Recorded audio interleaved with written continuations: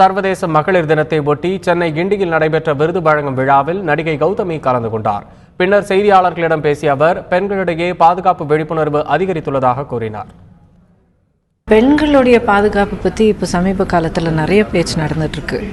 நான் என்ன சொல்ல விரும்புகிறேன்னா, பெண்களுக்கு இந்த மாதிரி ஒரு ஆபத்து இல்லை பாதுகாப்பாக இருக்கணுங்கிறது ஒன்றும் புது விஷயம் கிடையாது. சில விஷயங்கள் நடந்து அது மீடியா மூலியமாக வெளிப்படுத்துறதுனால அந்த ஒரு அவேர்னஸ், விழிப்புணர்வு ஜாஸ்தியாக இருக்குது. தவிர இருந்த சிச்சுவேஷன் என்றைக்குமே இருந்துட்டு தான் இருக்குது. சர்வதேச மகளிர் தினம் சென்னை உயர்நீதிமன்ற பெண் வழக்கறிஞர்கள் சங்கத்தின் சார்பில் கொண்டாடப்பட்டது. இதையொட்டி நடைபெற்ற நிகழ்ச்சியில் உயர்நீதிமன்ற பொறுப்பு தலைமை நீதிபதி ஹுலுவாடி ரமேஷ், நீதிபதிகள் விமலா, அனிதா சுமந்த் உள்ளிட்டோர் கலந்து கொண்டனர்.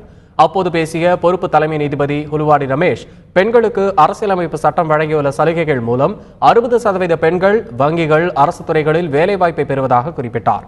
முன்னதாக கலை நிகழ்ச்சிகள் நடைபெற்றன.